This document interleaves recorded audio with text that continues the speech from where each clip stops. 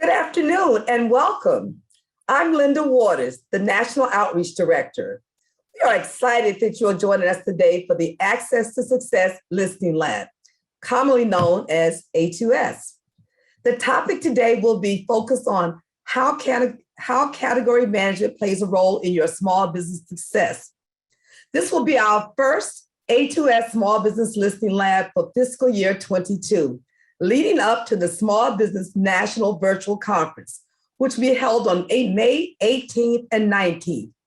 Of course, you will be hearing more about the conference during our closing remarks today, so stay tuned. As we embark on a new fiscal year, the United States Department of Health and Human Services, Office of Small and Disadvantaged Business Utilization, is reaffirming its commitment to support small businesses and create real access to resources and procurement opportunities. The federal government awards close to $200 billion a year to small businesses, and category management is one of the major purchasing tools that governs the purchasing process. Understanding the strategy can help members of the federal acquisition workforce develop and consolidate purchasing plans and can help small businesses develop strategies to win government contracts. I'm so excited to be able to bring you 3 category management subject matter experts that will educate us on the HHS FY21 category management achievements, small business spend, and HHS FY22 category management goals. In addition, to add more enrichment to this segment, we will have a discussion on category management overview, and we will top it off with a demonstration on the category management dashboard and tools. So without further ado, I would like to introduce our first speaker. Doris Gibson serves in the Office of Acquisition as the Director of the Office of Acquisition Program Support. Her office staff manages multiple high visible agency level portfolios. This includes providing regulatory oversight of the HHS Smart Pay Purchase Card Program, sustainable acquisitions, contractor performance, information, performance education, and outreach to operating and staff divisions under category management, assuring implementation of the President's management agenda and the Office of Management and Budget Guidance, increasing spend under management and the use of best-in-class solutions. As you can tell, she is a woman with an array of experience. Prior to joining HHS, Doris worked for the United States Air Force as both a commissioned officer and a civilian, performing various acquisition policy, system, and operational roles. Doris, thank you and all other veterans for your service. I now turn this over to Doris. Linda, thank you for that introduction. So at this time, I want to talk to you about the FY21, our goals, our achievements, and I will also talk about small business spend and our FY22 key performance indicators. Even in a time of COVID, we, with your support, exceeded our goals in 3 of the 5 categories from category management. Spend under management, HHS's goal was $8.7 billion. HHS's actual managed spend was $9.4 billion. We exceeded our goal and achieved 108%. Best in class, HHS's goal was $4.7 billion. HHS obligated $3.8 billion, achieving 80% of our goal. Tier 0 contract reduction. Our goal was 20%. HHS reduced Tier 0 contracts by 30%. We achieved our goal by 150%. Small business utilization. The goal was 30%. HHS achieved 23.2%, achieving 78% of the government-wide goal. Training. The goal was training 246 individuals. HHS trained 944 acquisition workforce members on category management, exceeding our goal by nearly 400%. Thank you for all of your hard work and your support of the HHS mission. HHS FY22 goals. Spend under management and best in class will be measured as a percentage of overall obligations versus dollars. Spend under management. HHS's FY22 goal is 35% of total obligations. Best in class, HHS's goal is 11%. Tier 0 contract reduction was retired and replaced by the new pilot measure, reduction in duplicative contracts. This is a shift from measuring reduction in open market contracts 2, reduction in duplicative contracts across government. FY22 goal, no target set. Small business utilization, there is no change. The FY22 goal remains at 30%. Training, government-wide category management training KPI, no change. HHS's goal is 1,081 members of the acquisition workforce to be trained on category management. FY22 government-wide small business goal, no change. The government-wide category management small business utilization goal for FY22 remains at 30% and is measured at the government-wide, not agency level. Also, a recent policy decision that is aligned with Executive Order 13985, entitled Advanced Racial Equity and Support for Underserved Communities through the federal government, was made to provide automatic Tier 2 small business credit for any contract awarded to a small business that has been certified or self-certified as small disadvantaged business, woman-owned business, service disabled veteran-owned business, 8A or hub zone. This is an effort to help us reach our small business goal. This slide shows the breakout of HHS's FY21 small business spend. If you look along the top column, HHS dollars obligated was $35 billion in common spend. The small business actions are 30,000. Small business vendors, 5,488. Small business obligation, $8 billion, which leads to our overall HHS 23.3% goal for FY21. This is the ask. As we look at small businesses, as we look at contracts that are expiring, if we would look at line 8, which is HHS's contracts that are expiring for FY22 through FY24, when you're considering recompeting your contracts, please consider small businesses. This will help us achieve our small business goal, and it will also help us improve our category management goals. This is our ask, that you consider small businesses. And again, thank you for your time and for your support of HHS in this mission. So Dorothy, thank you for a great presentation. And it's great to know that we met most of our category achievements. I would first like to introduce Kristen Wilson. Kristen Wilson is the Deputy Director for the Government-Wide Category Management Project Management Office. That's a mouthful, right? Within the United States General Services Administration, Federal Acquisition Services Office of Enterprise Strategic Management. As the Deputy Director for the PMO, Ms. Wilson leads cross-stakeholders work streams to drive the federal government implementation of category management practices and principles. Prior to her role as Deputy Director, Ms. Wilson served as Community Manager for the Category Management Data and Analytic Workstream, focusing on using the power of data to identify opportunities for common contracts, reduce inefficiencies in procurement, save taxpayer dollars, and improve mission outcomes. Next, I would like to introduce Kelly Sechrist. Kelly Sechrist is the Agency Engagement Lead for the Government-Wide Category Management Program Management Office, based in GSA's Federal Acquisition Service. She brings 25 years of communication experience to the Category Management Project Management Office, where she now supports government-wide category management agency engagement, awareness and adoption efforts, promotes best-in-class designated solutions, and facilitates engagement between the government and its industry partners through category management-centric activity. Ladies, it's all yours. Thank you so much.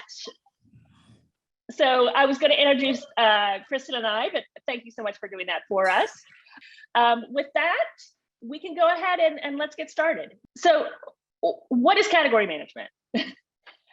We'd like to first just give you an overview about that and what we mean when we say things like spend under management. At a high level, the government's been practicing category management principles since 2015, but the private sector has been realizing those benefits for years. So for the government, it's a strategic business practice that we're using to make smarter acquisitions and buy more like a single enterprise. It's just a way to get all the different agencies and areas of the government to work together and to find areas to improve collaboration, reduce duplication, and ultimately what we want is to bring the best value for taxpayers.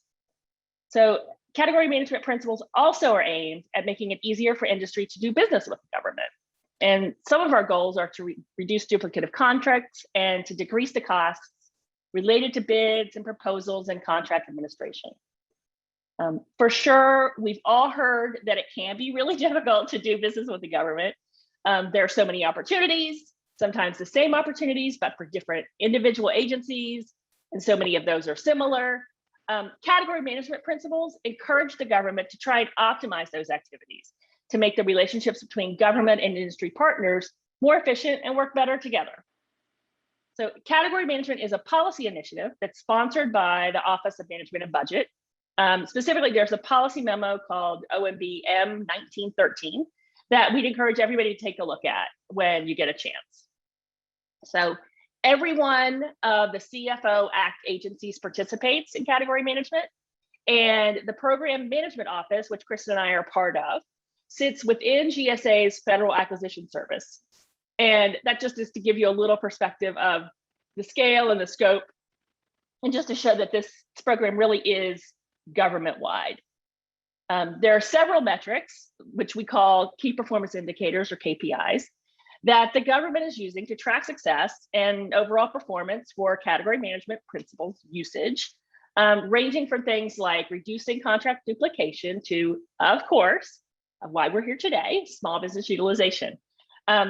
Every agency gets targets for setting their category management goals with OMB, and Doris walked you through HHS's goals there. And they create plans for how they're going to achieve them.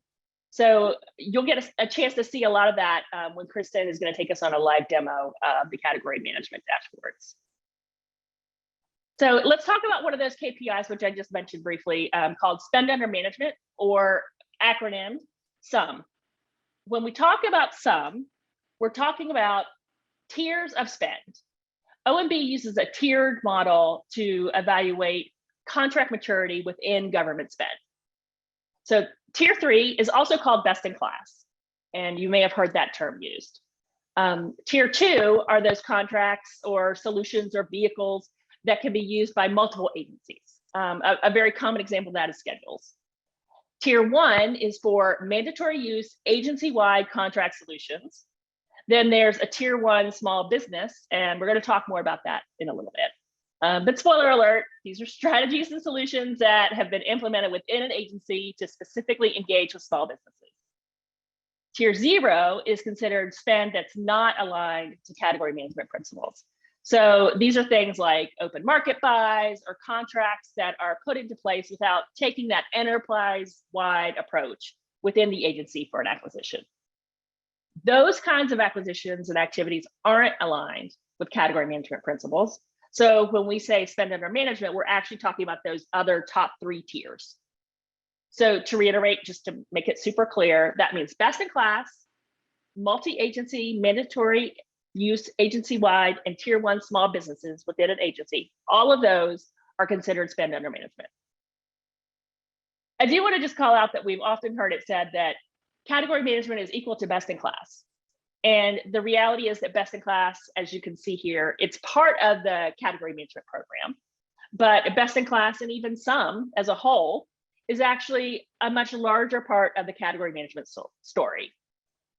SUM is just one metric that the government uses to measure category management success. Agencies get SUM targets each year, and they get evaluated on their percentage of the total spend in the 10 common spend categories. They're measured on how actively they have managed according to category management principles and have aligned with those spend under management tiers, so that we know they're buying similar common goods and services through best value and best practice solutions and using the best, most efficient procurement activities. The government knows that industry and small businesses in particular play a key role in the category management ecosystem. And we just wanted to share a few key points here that you can see on the slide. Again, small business awards are included in all SUM tiers. We monitor some small business utilization as one of those 5 KPIs that we had mentioned. And we track it both at the government-wide level and also at the category level. So as a program, we're accountable to hitting small business targets, and the categories are accountable to do that, and more about that in a few minutes. In fact, The category management small business utilization annual target, that's a mouthful, is set at 30%, which you saw that in Doris's earlier table. And that exceeds the government-wide goal set by the SBA of 23%. So we're always looking to be engaged and improve our relationships with small businesses through category management. We think it's important, and we want to keep that small business utilization rate high and improve on it every year. So some includes, like I mentioned, small businesses within every tier. And we just want to talk again about best in class. But before that, I just want to call out a couple of fun facts here, which hopefully you can see. That 8 of our 38, those best in class solutions, I'm sorry, I just got a little bit distracted on my slide there. But you can see that 8 of the 38 best in class solutions have 100% small business utilization. Those 38 best in class solutions are across all of government. Those were built specifically to be engaged with small business. And even some of the ones weren't even initially built for that, but now have that. There are 17 additional solutions that have more than half of their utilization is with small businesses. So again, that's within that tier 3 or BIC level, but you can see that this kind of use at every level of the sum tier model. Thank you. In my earlier spoiler, I had mentioned that we would talk a little bit more about tier 1 small business. So that was the thing that's mentioned in the memo I mentioned, OMB M1913. That was that OMB memo that institutionalized category management back in 2019. As a part of that memo, we established a new sum tier, tier 1 SB, and we're excited about it. We think it's a great way for agencies to really analyze where small business utilization is successful in their agency and to create a strategy to build on it. So basically, when an agency has created a policy that's approved by OMB that demonstrates its small business strategy with category management, any contract awarded to a small business by that agency would be eligible for that tier 1 small business credit. They work best when there's time spent to take a good look into where small businesses have already been successful with the agency. That way they can get the best perspective. The good news is that HHS here sees the value in exactly that kind of strategy, and they've been looking into this too. So stay tuned for more on that from HHS. All right, is that my cue to pick it up, Kel? I think it is. I was all right. I'll take it over. Myself. Hi, everybody. First of all, hi, I'm Kristen. So I wanted to take a minute and really dig in to some of the information and kind of misconceptions around best in class, its role in the category management program at large, and then how small business plays into category management from a best in class and spend under management perspective.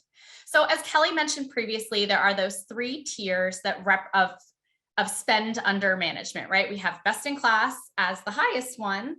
We have tier 2 and tier 2 small business coming out in fiscal year 22. And then we have tier 1 and tier 1 small business. So those are spend under management. Best in class is a subset of that. And I know that there's a perception that best in class is really kind of foundational to the category management program, that it's the end all be all, and it's really not. You heard Doris mention that HHS's spend under management goal is 35% of their total common spend. And by common spend, by the way, I'm talking about spend in the 10 common spend categories. So IT, professional services, office management, et cetera. So the spend under management goal for HHS is 35%, whereas their best in class target is 11%. And that's pretty on par with what we see throughout the government. In fact, typical common spend that goes to best in class is only about 13% government wide. So best in class is an important tool. It's an important resource, but it's not the end all be all. Best in class solutions are managed at the category level, and they're accompanied by a managing agency. So maybe you've heard before of SOUP. SOUP is a best in class solution in the IT category. It's managed by NASA. Or perhaps you've heard of A2S. That's another IT solution but that one is managed by GSA.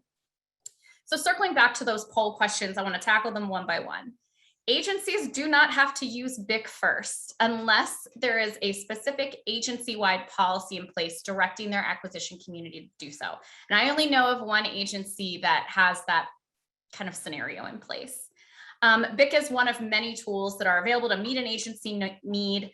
We know that BIC can be a valuable option, but it's not going to fit every requirement. As for being the most important, that is absolutely not the case, because one part of category management, which is a multi-layered program to help the government buy like an enterprise. I mean, that's what we're trying to do here, and create efficiencies within the government, which also creates efficiency for our vendor partners and the supplier base. We know that it is difficult and time consuming to try to do work with the government. And so part of this program is about creating efficiencies for both vendor and customer. Where are my notes?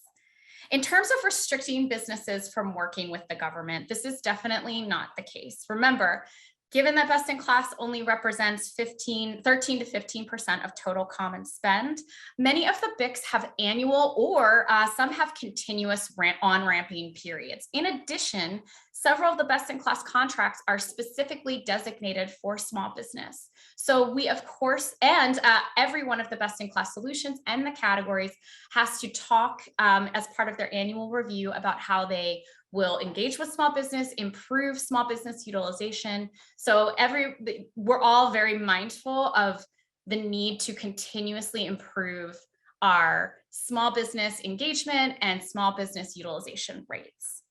That last option is the correct one. They're not always the best choice. They could be, depending on the agency's requirement. It's great in many scenarios, but we know that it's not always going to meet the needs. All right, so I wanted to quickly throw some numbers up at this group and talk about vendor retention rates in the federal marketplace within spend under management and category management. So small business within spend under management, and again, that's tier one small business, tier two, and best in class. Those vendors are 14% more likely to be retained within the federal marketplace over the average. Small businesses, if you're on a best in class contract, you are almost always retained. We almost always see you year over year. There's a large and continuously growing pool of about 7,100, give or take, vendors that participate in both spend under management and tier zero contract markets. So that's pretty cool. You know, spend under management contract vehicles are not the end all be all. And what that really demonstrates is that the agencies have a multifaceted approach to acquisition, of which spend under management is part. And then those open market procurements are also going to be a part of that. We see an average growth rate in small business of 9.8%, which is pretty exciting. Small business vendors on spend under management contracts earn about 4.1 times more than their tier zero contracts. So, and remember, many of these spend under management vehicles have continuous on-ramping periods. So the example that immediately pops to mind is the multiple award schedule, but many, if not most, have opportunities for small businesses to on-ramp on a periodic basis. Okay, so now it is time for our live demo. I'm going to cover 4 tools for you all today. So I think this is a great opportunity for me to take over and share my screen. So there's a couple things that I wanted to cover with you all first. I'm going to hide that little thing. Okay, so that very last link, hopefully you'll get this deck or have access to it at some point. But before that last link is going to be this homepage right here for the government-wide category management reports. But before I get into that, I want to show you how to find these dashboards in the event that you are like me and have 1,000 things in your downloads folder and maybe don't easily have this presentation to hand. So if there's any one thing that you take away from my presentation today, it would be writing down these 2 links, okay? So the first one is d2d.gsa.gov. That is that's GSA's data analytics platform, of which category management is one customer of many. So if you go to the D2D website, d2d.gsa.gov, There's going to be a search bar right there. You can search category management.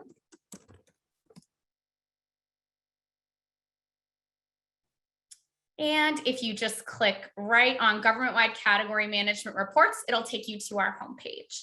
The other website that I'd like you to write down is hallways.cap.gsa.gov. I know that is a mouthful. Look for some of these URLs to be changing in the next 12 months. But anyway, that's a little sneak peek. But this is the acquisition gateway, and this is going to be a great resource generally for learning about category management. But if you go to resources about category management, click on data and dashboards. You'll go to our little page right there. And then the government-wide category management dashboards are linked there in addition to a ton of other information. I also just want to highlight for this group specifically, like I said, there's a ton of just fantastic category management information on there, including a space that's specifically dedicated to small business and industry partners. So when you click on about category management and you click on this small business and industry partners area, I'm not here to demo this to you today, but definitely check it out. We just hosted an industry day last week. All the videos are posted there. So we encourage you to check those out. Okay, so let's come back to our dashboards. You'll see that the dashboards and tools are split into two areas. One is for public, one is for authenticated government users. For today, we're going to focus on those public-facing category management reports. So I want to start with the executive summary dashboard. This very first one, this is our most commonly used. We get the most clicks. Most screenshots of this end up in executive reports. This dashboard is what goes up on for PMA reporting purposes to the executive branch. So those 6 KPIs that Kelly was talking about before and that Doris highlighted, that's where this is where we track those. We update this twice a month. You'll still see that we're tracking to fiscal year 21. That's because not all of the agencies have closed out their books yet. So DoD specifically is on a 90-day lag. So we leave fiscal year 21 open until usually about February the 1st is when we lock those numbers down and roll over to the next fiscal year.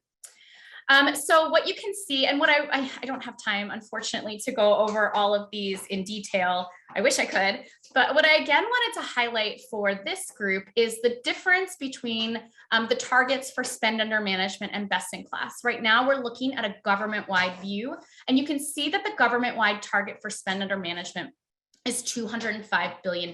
Now, typically in a non-COVID year, what we'd expect to see for total common spend is about $365 billion.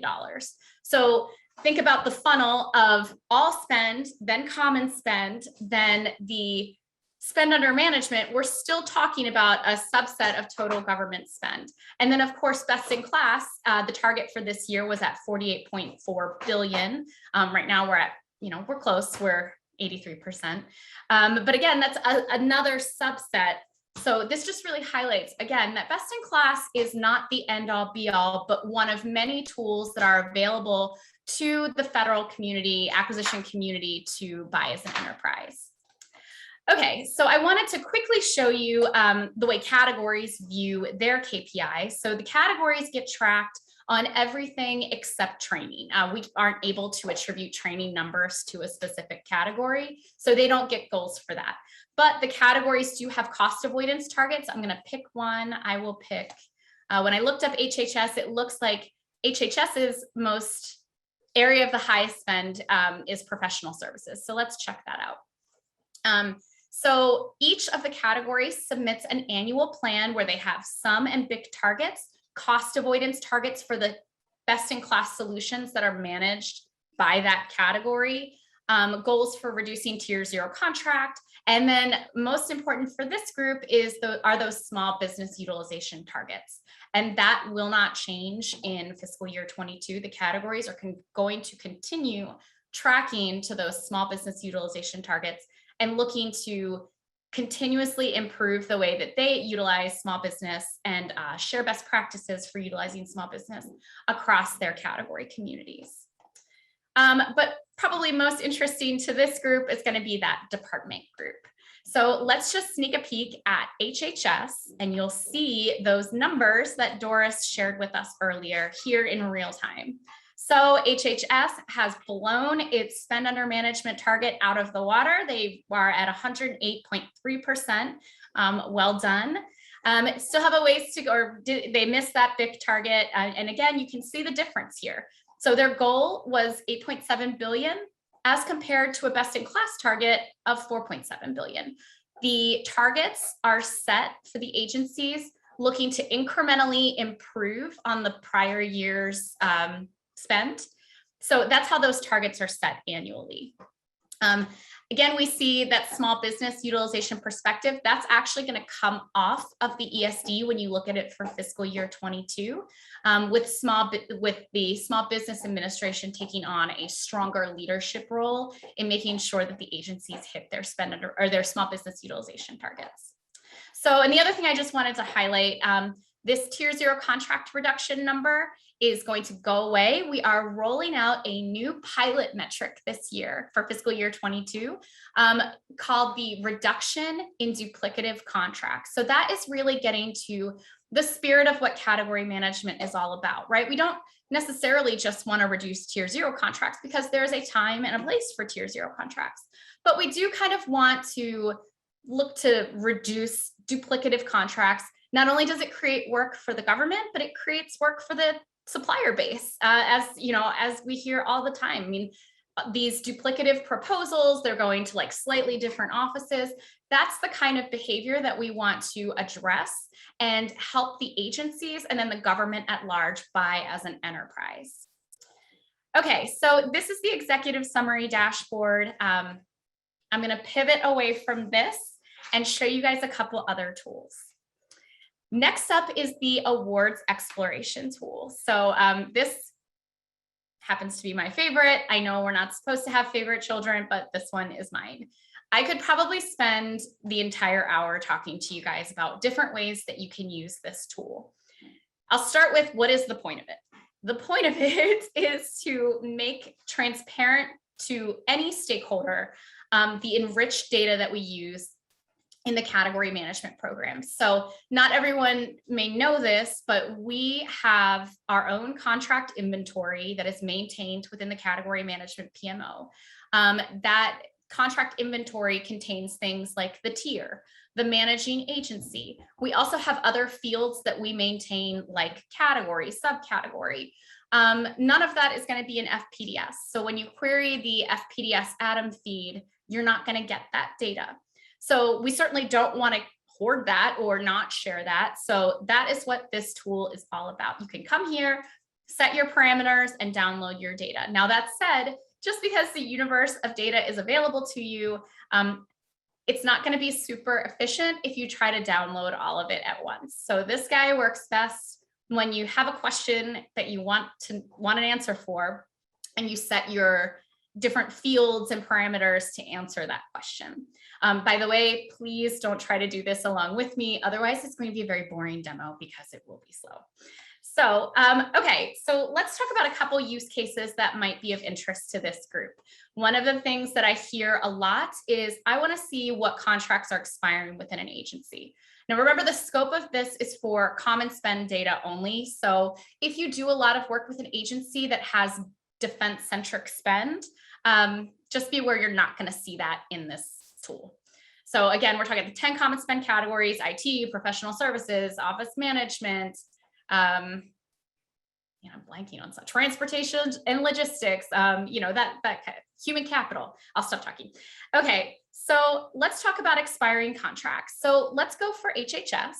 So I'm going to come over here to funding department. All of the agencies are tracked based on awards that they fund, not the awards that they manage. So if you're familiar with the FPDS data, that's an important distinction. And so if I'm giving you a quick tip, just use funding. We give you an option to use managing, contracting department, contracting agency, contracting office. That's really not, you can if you want to, but that's really not how the agencies are tracked from a goaling perspective. So just be aware of that. All right, so here I am, I'm in HHS. We're looking at fiscal year 21. Now, if we want to see what is expiring, we know that what's going to be of special interest to the agencies are going to be expiring Tier 0 awards, specifically expiring IDVs and definitive contracts. Those are the types of activities that we generally see the agencies targeting to move on to spend under management vehicles. So if you look over here at business rule tier, I'm going to deselect all, and I'm just going to hone in on those Tier 0 elements. Okay, so you see the numbers have updated. Now, so this, what we're seeing right here currently is HHS's spend on Tier 0 awards in 2021. To really hone in on what's expiring, you need to use this award IDV expiration range. For today, I'm going to use, oh, sorry guys. Okay, hopefully you can still hear me. All right, so we have to reset everything. I don't know why it did that to me. We'll go back, we'll reset HHS. We'll come back over here and just drill into that Tier 0. And then we'll come over here to the award IDV expiration range. And let's pick what's expiring next year and 2 to 3 fiscal years out. Okay, so what this is telling us is, you can look up here and quickly see HHS has $11.7 billion in awards that are expiring, Tier 0 awards specifically, that are expiring in the next 3 fiscal years. So wow, there's a ton of opportunity out there for you as the supplier community and for HHS to really move the needle on moving some of those requirements into the spend under management arena. Okay, so what do I do with this, right? So you come over here to the results set tab. You can also click on this nice big button that says go to downloadable details that I always forget about. So coming over here while that's loading, and again, this is kind of a nice real live example about don't ask for the universe because the universe takes time. So what it's going to do is take us over to a large sheet. She's not the most beautiful looking sheet, but all the data that you need is there. I personally love to just run the numbers this way, download them, and build my own pivot tables. That gives you a lot of flexibility. I'm going to show you how to download in a second, but before I do, there's 3 different views here. So this is like everything under the sun. We've got small business indicators, we've got reference PID, MOD, vendor name, all of the identifying information about the funding and contracting agency, the PSC, the NAICS. I mean, just basically everything that we think you might need, plus all of the things that we track in the government-wide category management, like tier, managing agency, category, subcategory. So all of that is going to be there. You also have a simplified view. So we can go to a simple PID level view.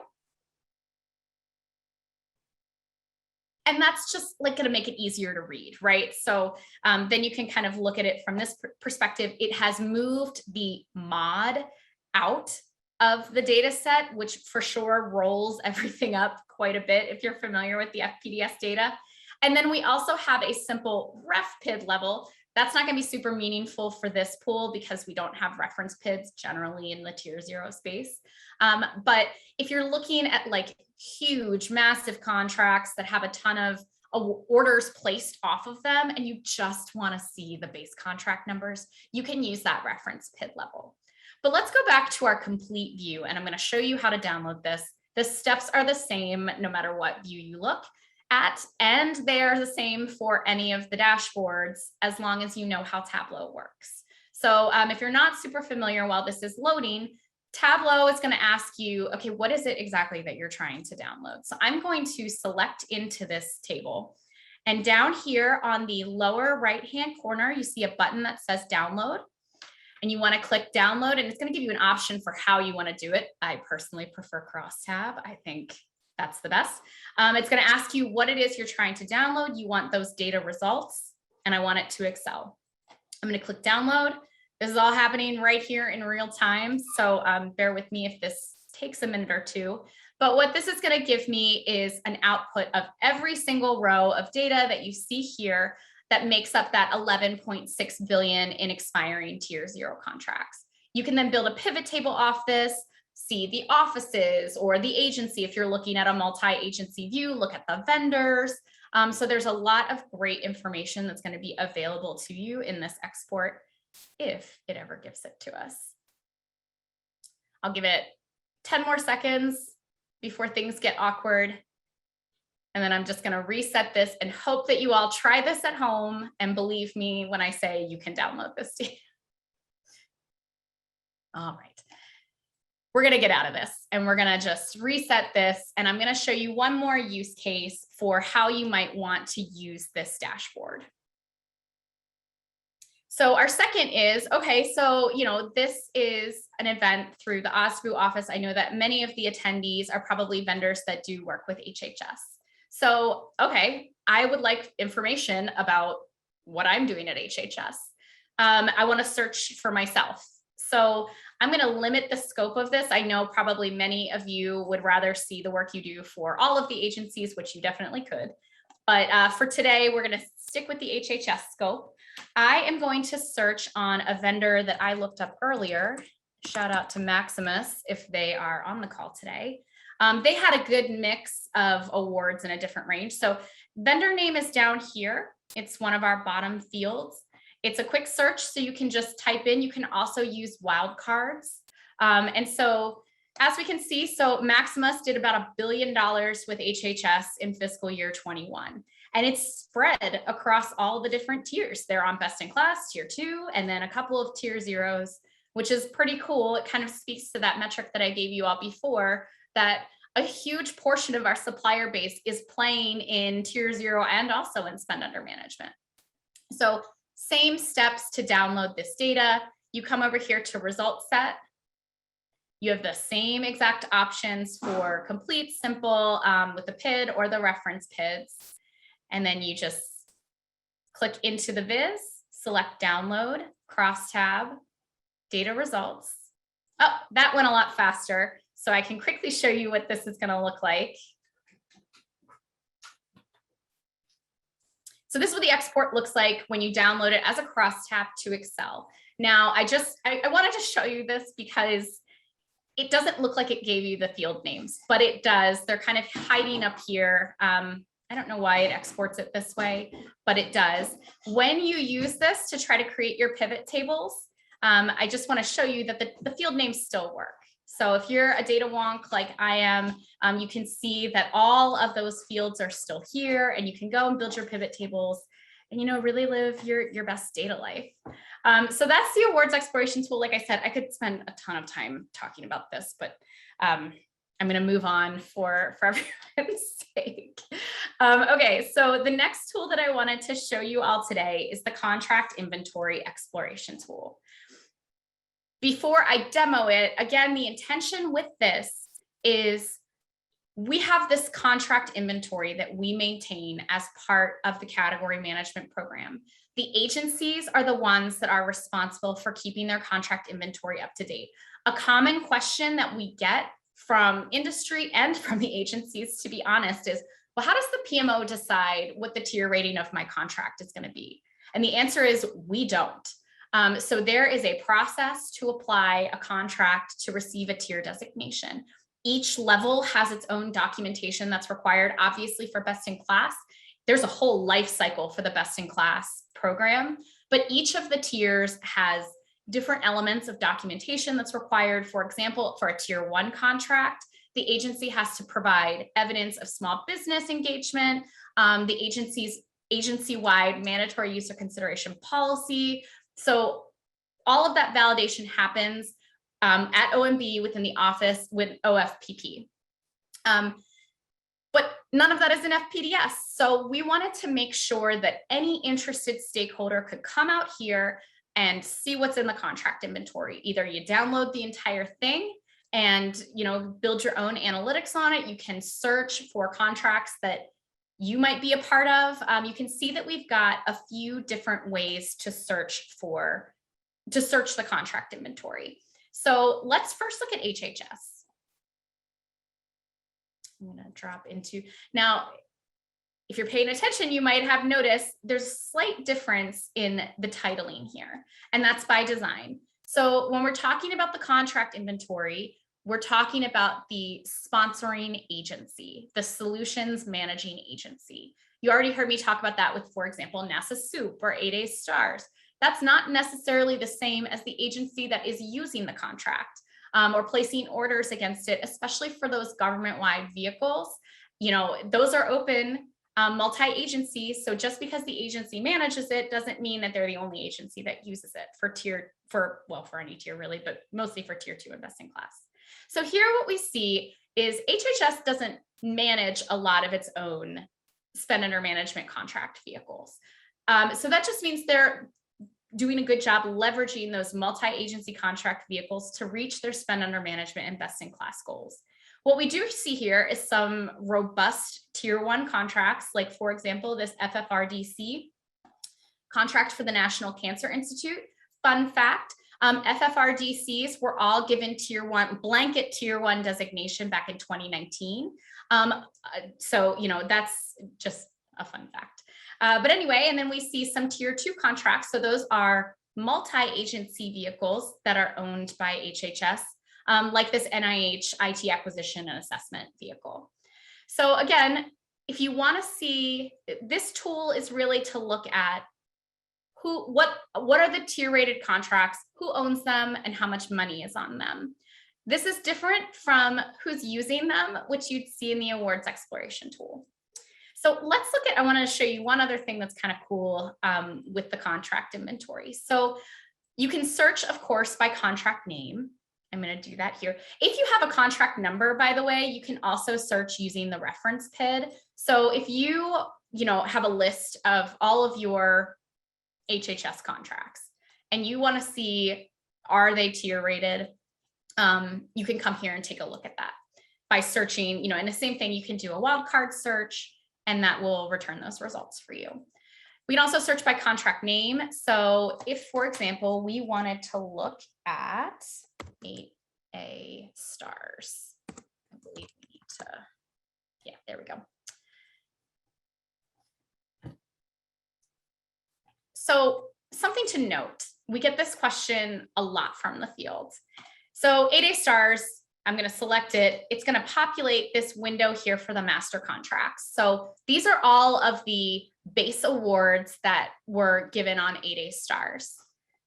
That said, we know that for the GWACs and for schedules and for other multi-agency vehicles, there are agency-led BPAs, there are derivative contracts off of that. And what this is designed to show here under these derivative awards is, so these are all of the agency awards off of 8A STARS. And the point that I'm trying to demonstrate here is those also take the credit of the master. So those will also get best in class credit. So when the agencies place a BPA off the schedules, they will take on the tier rating of the master vehicle, whether it's a BIC or a tier 2. So just something to note when you're using this tool. Same thing in terms of downloads. You can download from any of these vises right here. Or if you click on single sheet contract data, that's going to give you kind of what I think is a more user-friendly view of this data. Same thing, you click in.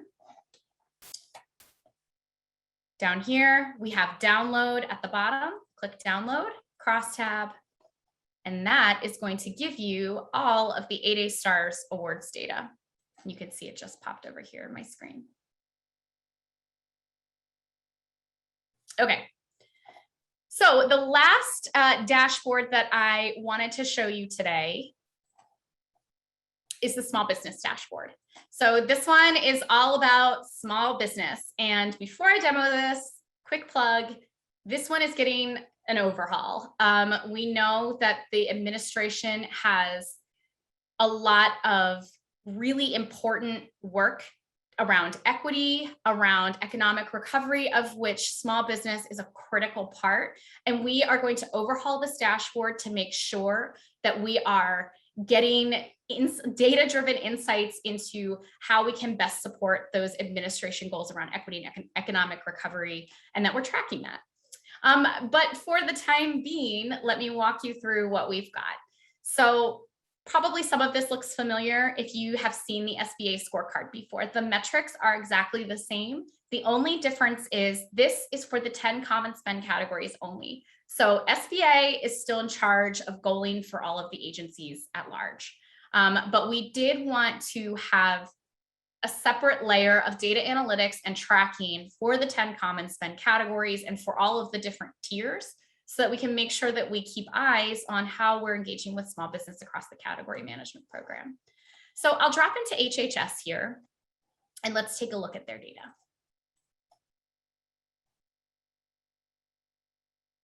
Okay, so again, same metrics that you'll see in the SBA scorecard: small business actions, small business vendors, small business eligible, that's been, what's been obligated to small business eligible. We also track contract counts and vendor counts because we know that both are really important to keep eyes on. When we're talking about small business utilization, you can't just look at spend to small business. You've got to look at how many vendors are playing in the space, how many vendors are working with the government, and making sure that we monitor that, and how many contracts are they getting. One thing that I have to just quickly shout out, you see that big drop over there in 2018. It's not entirely caused, but there is a correlation. Hopefully some of you are familiar with the FAR and with the NDAA. So the NDAA in 2018 changed the threshold for micro purchases. And then it became enshrined in the FAR in 2019. So what that did was bump up the simplified procurement process for awards below $10,000, basically. This is generally a very good thing. It made doing work with the government much easier and more efficient for small businesses, for our industry partners, and helped to make more efficient the work of the contracting community. The one unintended consequence is with that change in the micro purchase threshold, any award below $10,000 no longer had to be entered into FPDS. So we know that small businesses were a significant portion of recipients of those awards. It doesn't mean that they're not getting them anymore, but what it does mean is that we don't see them anymore. So just kind of some contextualization for the data that we see here, just something to note. The other thing that I wanted to show you is, okay, so here is HHS's year-over-year small business utilization. We can pivot this around to small business utilization by category and small business utilization by best-in-class contract. So we're still looking at HHS specifically, but now you can see the contracts that HHS is using and how those contracts engage with small business. Over here under vendor type and tier, again, we're still on HHS, those values pass through to the different tabs. You're able to see small business spend by tier. So, and small business vendor counts by tier. So you can see that, for example, disadvantaged business, small disadvantaged businesses play really heavy in the tier 0 space, but HHS really does a good job utilizing small disadvantaged business vendors. We've got a nice little line chart over here too for you to kind of review. I know I'm running short on time. So last thing I just wanted to show you is that just like all of the other dashboards and tools, we have a detailed data export, and the differentiator here is we have all of the small business elements that you're not going to necessarily see in the awards exploration tool because it just explodes the data. So over here, you can see all of the set aside, and I'm sorry that my mouse is doing this. There we go. So you can see all of the set asides used, the flags. So is it a small disadvantaged business? Is it a veteran owned small business? And we included them all because we know that they're not mutually exclusive. So you can have both one or the other or multiple. So we wanted to make sure we include all of that in the export here. So the processes to download are the same. I'm not going to show it to you one more time, but I think that's all the time I have for from a demo perspective today, but please write down d2d.gsa.gov, search category management, or bookmark our homepage, and please come check us out on the Acquisition Gateway. We really want to hear from the small business community. Go watch our Industry Day videos. And with that, I'm going to stop sharing my screen and hand it back over to Kelly. That was a great demo, Kristen. I hope, and if we can, perfect, you're getting us there. I hope you guys all found new ways to use data and maybe some conversation starters for you with HHS or other agencies as well. I know that was a lot. And so we wanted to just put a few more links up here, the links to the dashboards that we referenced, the links to the gateway that we talked about. You can also get to the dashboards from the gateway. There are a couple of things we haven't mentioned yet, sort of understanding that the dashboards are a lot. We have created a couple of resources, one of which is called the Acquisition Playbook, and you can find that on the gateway, and it's linked here. And that is really your Bible for all the things that you would want to find, that you can find, how you find them with screenshots for using the dashboards. In addition to that, if you're like me and you get your new phone, you only want to look at the quick start guide. You don't actually want to read the whole manual. So we've already started creating what we are calling quick play guides that are like those top 3-4 questions that you may want to have answered. And we just walk through, here's the question, here's how you can find the answer, here are a couple of ways to find it, here are some screenshots for that. So the links for all of those things are right there. So I encourage you to go there as much as you can. So thinking about all of this, why don't we talk a little bit about how we can use all this information and put it into practice. One question is really, how do the categories stay engaged with small businesses? The government-wide spend, we've alluded to it, but I just want to sort of reiterate, it's broken out into those 10 common categories of spend. If you're not familiar with that, just sort of think about the kinds of goods and services that would mean. It's things like that every agency uses. So, HHS, DOE, VA, et cetera, they're all using things like IT, travel, professional services, et cetera. That's what we're referring to when we say common spend. It is very specifically not defense centric and not things that aren't common spend. So each of those 10 common spend categories has a category manager, and each of those categories submit a plan every year. And part of that plan is to talk about how they're going to increase small business usage within their category. And of course, address the other government-wide metrics that OMB's laid out. To work on all these initiatives, categories need to work with agencies and other categories too. So it really is encouraging them to employ many kinds of initiatives and cross collaboration. We certainly think that cross-agency engagement is really one of the best ways to figure out where small businesses can be successful. And through managing their best-in-class solutions, the categories can really help directly manage those and directly work with industry and create partnerships. But it's not only for best-in-class, it's actually for all along those sum tiers. So there are a couple of highlights here on the slide. I'm not going to share them or read them to you, but please read them at your leisure. And so this is just quickly, this is when we say CM program engagement, we're really just talking a lot about the PMO. So the work that Kristen and I work with our team. We're constantly trying to improve opportunities for small businesses, and we want to stay engaged with you to make the program even better for you and for us. We want to expand our data collection opportunities. That includes, getting our hands on that subcontract data if we can. I saw a question that was popping up in the Q&A about that micro-purchase threshold. We absolutely understand that there are some limitations and some intricacies with FPDS that we're working within the structure we have, but we're trying to find different ways to sort of capture different kinds of information when we can. We're also trying to continue partnering with agencies where we can, just to make sure that we can work together to really improve that small business reporting. And then we're also looking to grow those tier 1 small business opportunities for all other kinds of socioeconomic metrics, and especially with the new administration's focus and priorities on equity and economic recovery and things like that as well. So I think that concludes our presentation portion, but if there are questions, Kristen and I are here to answer. Okay. I tell you, Kelly and Christian, I am in total awe of this presentation. This has just really, I mean, I too, they say you're never too old to learn.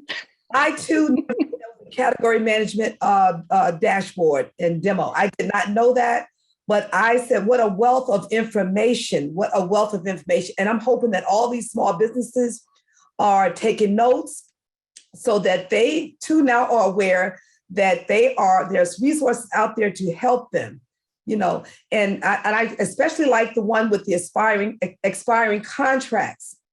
So thank you guys so much. So let's just go to the questions. So now we're going to shift to the Q&A forums. So we have quite a few questions here, and I'm going to pose them to the presenters, and we'll try to answer as many as possible. But if we don't get to them, then you have the presenters' contact information, and you can reach out to them. So the first question that I have here says, does HHS consider direct awards as a way of acquisitions? Yes, you're talking about direct awards to A2S, or if the answer is yes, we do consider that. All righty. All right. The next question, is there a contract access fee for using the BIC vehicle? It depends on the contract vehicle. So I'm going to give you kind of a generic answer. Most of the some of the best in class solutions charge a fee to the agencies for using their vehicles. Some, like I believe the schedules, there's a small fee for the vendors for being a participant on that vehicle. And so it depends on which contract. And just a quick plug, you can read more about all of these best in class vehicles if you go to the Acquisition Gateway and click Tools under Solutions Finder, pick Solutions Finder, and then select BIC under the tier. And all of the best in class solutions will come up there. We have 40. And so you can read more about agency access fees for use, any kind of vendor surcharges. So that's all publicly available on the Acquisition Gateway using Solutions Finder. Kelly, did I hit it, or do you have something else? No, that was exactly right. To be super clear, there is not a BIC fee. It is, there may be a fee associated with a contract for agencies or vendors, as would be the case regardless of the BIC designation. There is nothing attached to like the BIC designation part of it. Correct. Thank you. So the next question is, how often do BIC and SOM contracts have to have on ramp so that small businesses get a chance to get onto one of them if they miss out the first time? So I can take that one.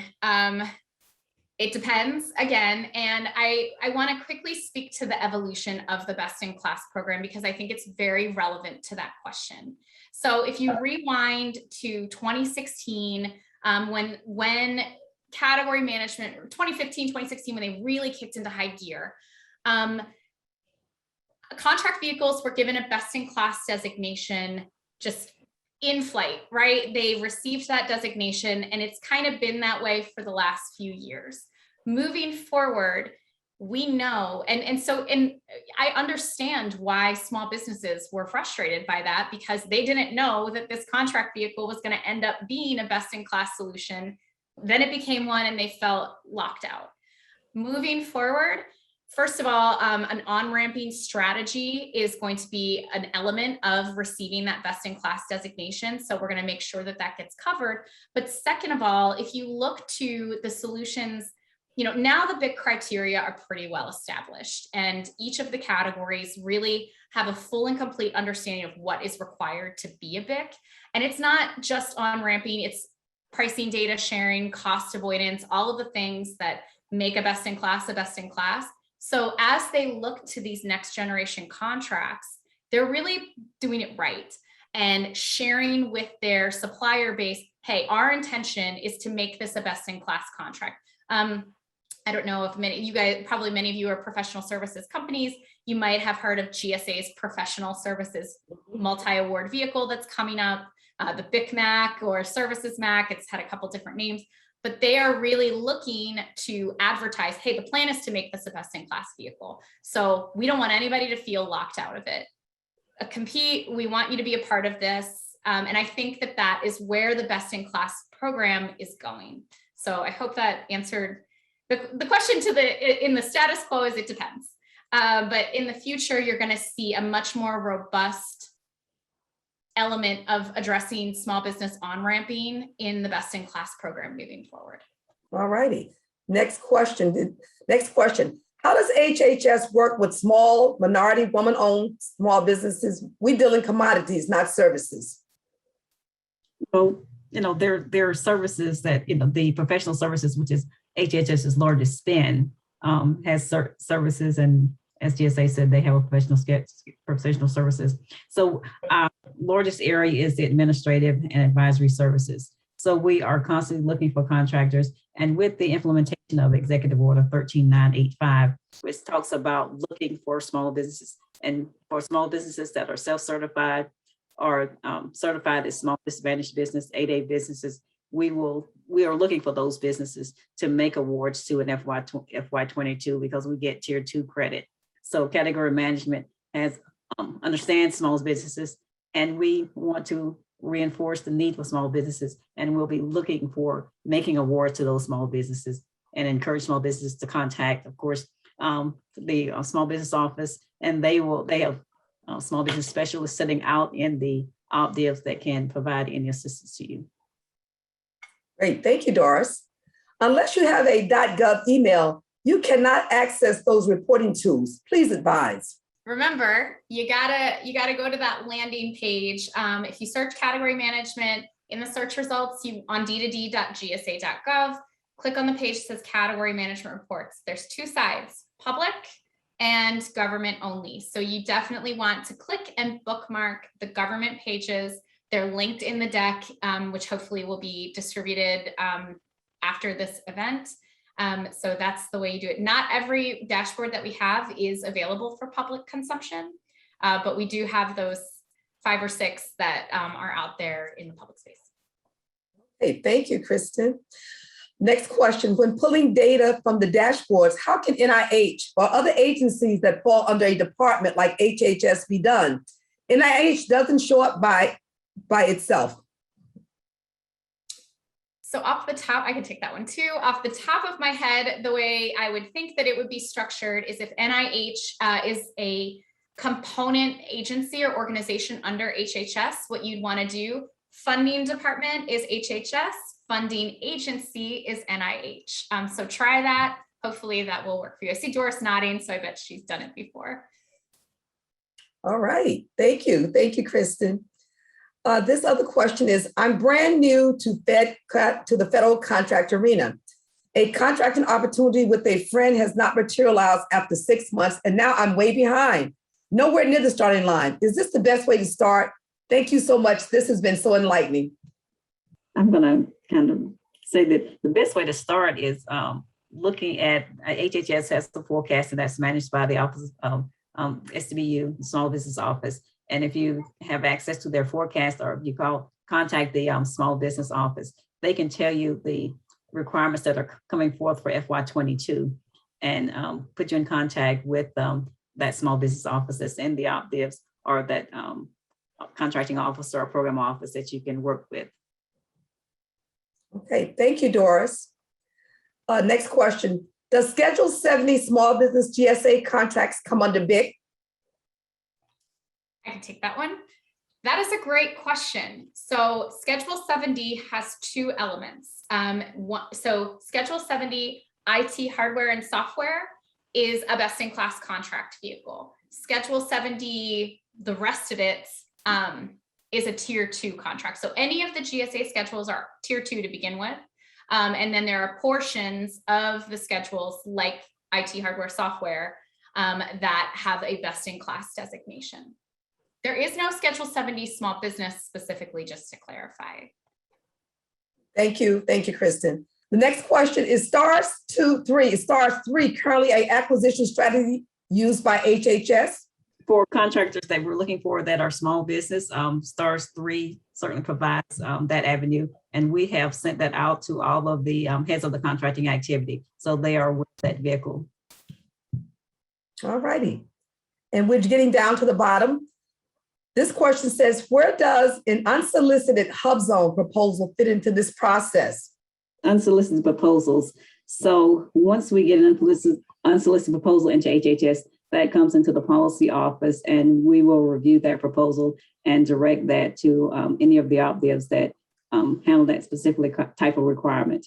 But really, if at all possible, if you know where, if it's for IT, then of course we have our, NITAC is our IT organization, the CIO's office. So if you know where that requirement is or where it's, I'm going to say, do some market research.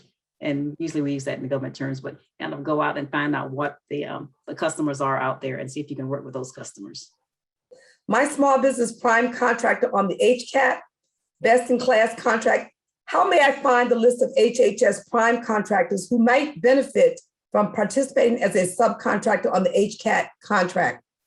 Okay, so if you would be comfortable, whoever asked that question, going to the dashboards, you could look at the awards. So you could go to that awards exploration tool, right? And drill into HCATs and look at the product service codes and NAICS codes that are on that contract. Then you could remove HCATs, but look at HHS and search by those PSC and NAICS code, those same ones, and look at all of the vendors. That would kind of be kind of a reverse engineering way to do it, but then you would see vendors who are operating within the HHS space who have the ability to meet those same types of requirements as defined by the product service and NAICS codes. All right. Thank you. All righty. So before I turn this over to Barbara Bigelow, who will introduce herself and speak about our future outreach initiatives, I would like to thank you all for attending the A2S Listening Lab today. I want to personally take this opportunity to thank our presenters, Doris Gibson, Kristen Wilson, and Kelly Streetkiss for bringing this potent and valuable information to small businesses to help them succeed in the procurement arena. We hope you will take what you have learned here and use it to help fortify your businesses and get ready for success or even more success. We don't hold these listening labs just for the sake of coming together. Our genuine passion, our real goal is to help small business succeed. Thank you. Barbara, you're on. Well, thank you, Linda Waters. Again, my name is Barbara Bigelow. I am a contracting officer representative and a project manager here at HHS. And you see this big smile on my face because it was such a wealth of information that came forth. And I am kind of like Christian. When she started talking about this tool that she was utilizing on the dashboard, and I kind of like, I have my notes up here. You probably see them, in my hand, but I was kind of like jotting down so much. I have D to D. I kind of like put a circle around it. I put a circle around the gateway. I had a whole lot acquisition playbook. I know that Kelly talked about that. I mean, Doris talked about our achievement and thanking everyone, for us meeting our goals in that area with category management, as well as our FY22 goals. I can't thank our speakers enough for all of the information, in which they shared today. And it's kind of like a kid in a candy store, Christian. I kind of get so excited. I have this, I wrote it down. GWCM Awards Exploration Tool. That's her little baby, you guys. And I just wanted to call her out because it was so much, a wealth of information. I won't be before you so long. I just want to share a few reminders before we close out today. You heard earlier about, some of you guys asked about the presentation today We will provide the presentation to you once you complete the survey. You'll receive that survey at the close of the listening lab today. We ask that you just take a moment, shouldn't take that very long to complete. And we'll look to send you out the presentation, the slide deck from today. I also wanted to share our website, Access to Success, HHS.hhs.gov. There you can, stay up to date on everything that HHS is doing, and some questions that was asked, pertaining to our forecast and so forth. Well, I'm going to give you that information here. You can access our small business customer experience system there. That's what we call our SBCX. It is there where you can find out things in reference to our forecast. It's a great tool, gives you a wealth of information to share about HHS and what we're doing as far as opportunities. So you want to check it out, go there, access to success.hhs.gov, and you can actually access the SBCX system there, as well as any of our upcoming events. You'll find out there that information and how you can register, for these events. You'll be able to do so at access to success.hhs.gov. So I just want to touch on a few upcoming events. I have, most importantly, for some of you all who haven't, attended before, we have our upcoming Small Business 2022 Small Business National Conference and Excellent Award Ceremony, which will be happening on May the 18th and 19th. You want to mark your calendar for this.